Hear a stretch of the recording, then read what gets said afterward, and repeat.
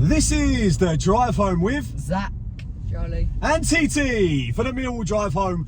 Driving home from the Den, where it finished Millwall 1, Burnley 0. Burnley 0. Millwall 1, Burnley 0. Big 3 points for the Lions.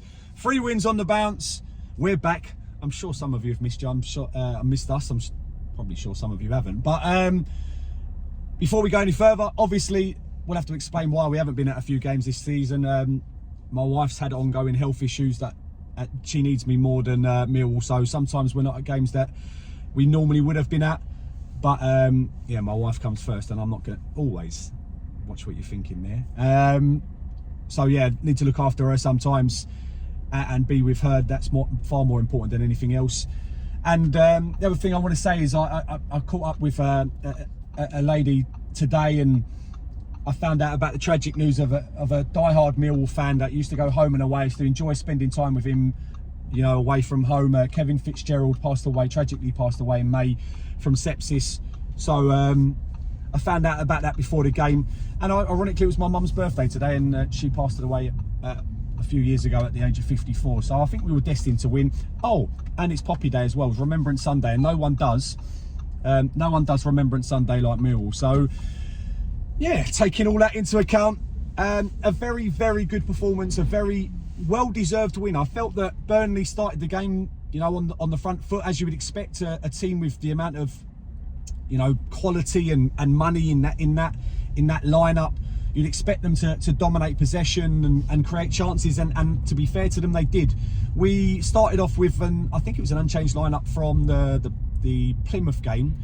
We had Jensen in goal, a back four of Ryan Leonard, left back was Joe Bryan, centre backs of Big Jaff and Big Jake. You had Casper Denor and George Saville in the midfield, Honeyman behind Macaulay Langstaff. Your right midfielder was Aziz, your left midfielder was Romain Esse. Like I said, Burnley created stuff early doors. They put us under pressure. You know, the striker looked like he was going to be a handful game, the big 37. I don't know what his name is, and I've never really heard of him, to be fair, in terms of, obviously they've picked him up this year. I haven't seen too much of Burnley football, but you know, he was causing us trouble. The first real chance goes to Burnley. That they've attacked down the left hand side. They've got an overlap on the far right. It goes to him. One thing I would say about Burnley is probably two things. The first one is they didn't create enough chances. And the second bit is their finishing and shooting was woeful. They, you know, when they got into good areas, their decision making and their finishing was really terrible.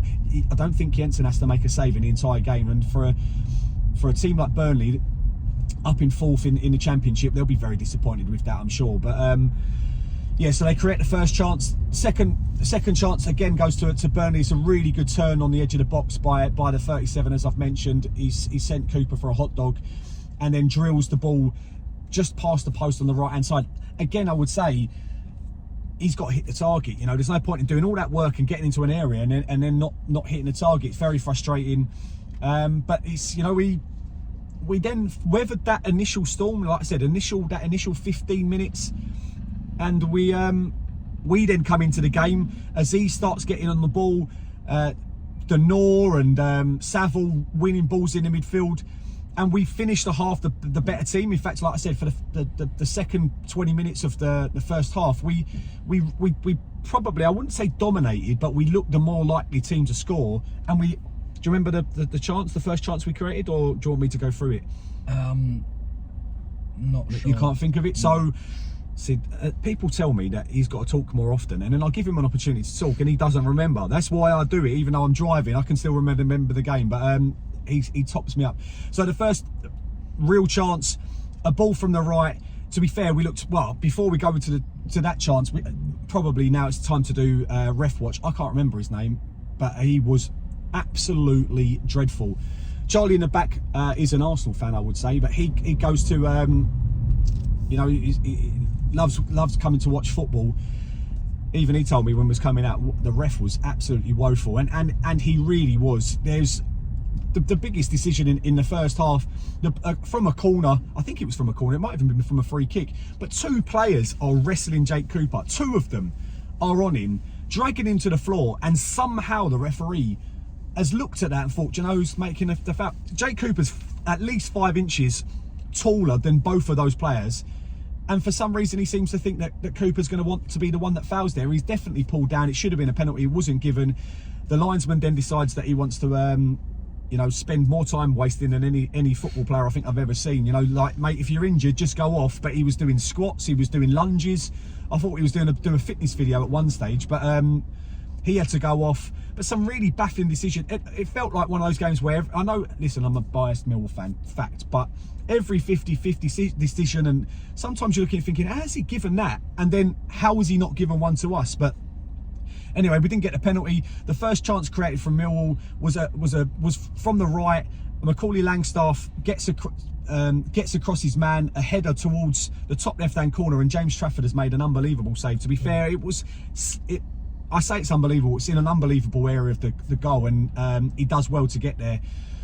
The second, like I said, the second chance you were saying about the Langstaff and Aziz's volley. Was it Aziz's volley? No, it was crossed in, and the left back had come over and left Aziz at the back post open, but Langstaff decided to header it up, and he did get a nice shot away. He got a nice volley off, but it was well over the bar. But Aziz had basically an open goal, no one around him. If Langstaff would have just left it.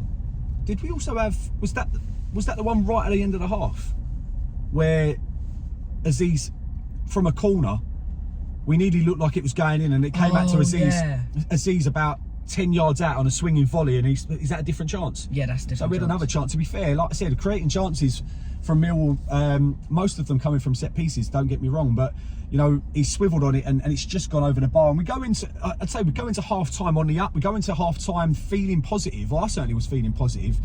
But what I didn't expect was us to dominate the second half the way we did, and that was massively encouraging, considering, you know, like I said, the quality that Burnley had in and like with the ball, and they looked like they were going to, you know, try to create chance. They just really didn't, and it was just put this way, we sat right on the edge of the 18-yard box towards the den end, and it just felt like I was watching it that way the whole second half. I didn't feel like there was too much in our end. Obviously, last 10 minutes when we've sat back a little bit, but even then we created a few chances. Yeah, we were always looking to attack.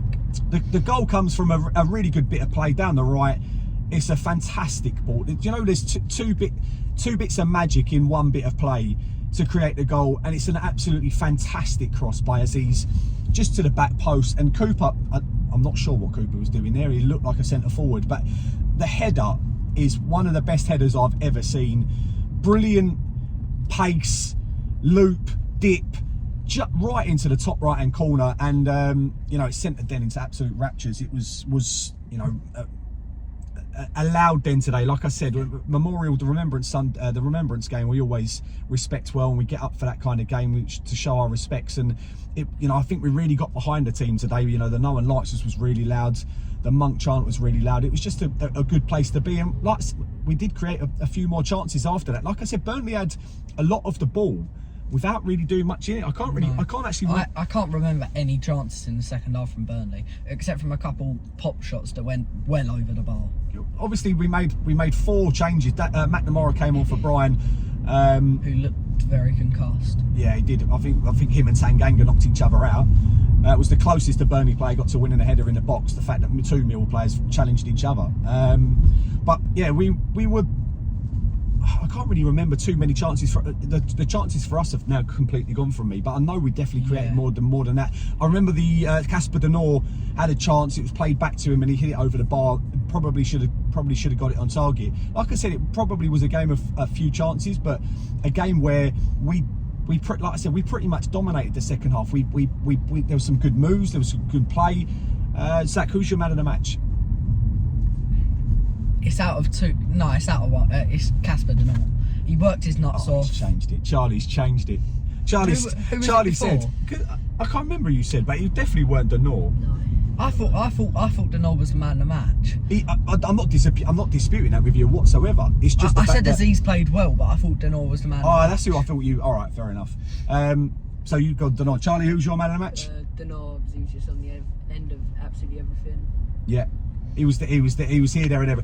Let's just say Charlie does play in exactly Casper Denard's position for my line, so there's probably a little bit of biasness. But I would say, you know, it's hard to argue against. I thought Saville, you know, had a very good second half. He was everywhere as well. Aziz looked exciting. Funny enough, probably our worst player today, and you don't often say that, it was Romain Esse. I just don't think he really got into the game. Yeah, he really. Whenever he got the ball, he didn't look as promising as he normally does. No, he went down a little bit too easy for him as well. It just didn't really work for him. Langstaff put himself about. Coburn, I'm really excited the fact that he's back in the team. A little bit probably disappointing for Ivanovic, the fact that Coburn's come straight back in and been the first change. I thought, like I said, the back two in Denor and in Cooper and Tanganga were unbelievable. Tanganga, his interceptions were second to none. The only thing is, every time he kept winning the ball back, he decided he wanted to make it more interesting and wanted to get more defensive things going, because he kept giving them the ball back. But yeah, he did it twice, didn't he? It's certainly in the second half. You think he's done brilliantly to win the ball back, and then he's given the ball away cheaply, and we have to go back to defend. But like I said, defensively, we looked really good. McNamara, you know, stuck to his task really well, coming on for Brian. Ryan Leonard, you can count. If you can count to 0, you can count to the number of people that have beat Leonard in a one-on-one this season. The guy is ridiculous as a one-on-one defender, and he just seems to manage to get back, and he's just in the right place at the right time. He's physical, he's strong, he's, you know, like I said, he doesn't lose one-on-one battles against some of the best players in the league, and that's what you're coming up against this Burnley side. I will struggle to find a negative to say about Millwall today, because I felt from 1 to 11, I thought the subs were made at the right time to give fresh legs. I forgot to mention George Honeyman, an absolutely unbelievable workman-like performance from him. You know, again, like we said, Denor and Saville seemed to be everywhere. Honeyman was, you know, I felt we got the press right today. We pushed high up, but we didn't, you know, it weren't like gung-ho and hell for leather and just trying to put loads of pressure on them, because that's what they wanted. But we were just picking up the right players and just cramping them to make it difficult for them to play out, and it just seemed to work really well. You know, Harris got his tactics right in the game, 100%. We pressed at the right time with the right level intensity. Is there anything you want to add, Zach? No, nothing. I just think we go again Wednesday. It's a big game, but we're coming into it 3 wins on the bounce. This is Charlie's. Charlie, do you anything you want to say? No, not really. No, good. Well, the fact this is Charlie's first game at Millwall, he's obviously going to have to come Wednesday now, isn't he? He's got absolutely no choice. I'll have to frog march him into the car, maybe handcuff him, so I'll definitely make sure that he comes. But yeah, a really, really good performance from the Lions. Not just, you know, I felt the ref had an absolutely terrible game. To battle that, to beat a very good Burnley side and be the better side, certainly in the second half, is very promising. That's 3. We know we don't score many goals, but that's 3 games, 9 points to leave us 7th in the table. Is it another year where we suffer heartbreak in the playoffs, or is it a year where we I wouldn't have said that, you know, you look at it a month ago, you're looking at can we stave off relegation, but it's good to dream. We've got some massive games coming up, the next have been our old foes from West Yorkshire in Leeds coming down, and it'll be you know, it'll be an excellent atmosphere, a night game. They'll bring loads. They've got an excellent fan base. They'll sing them with Marching On Together, but hopefully no one likes us wins out. But we can only finish on a positive. The Lions won 4-1 today as well. So Charlie had a really good game. Zach done well in goal, even though he got lobbed. But I'm not going to blame him. It weren't his fault. To be fair, it was a bit of a defensive error to let him in. But yeah, Lions done well today to get a win. Millwall win. You can ask for no more than that when we're driving through the Rotherhithe Tunnel. Great meeting a couple of people that said hello to me today. So thank you very much. If you're still watching, there's only one way we can end it. No one likes us. We don't care. Yes. Come on.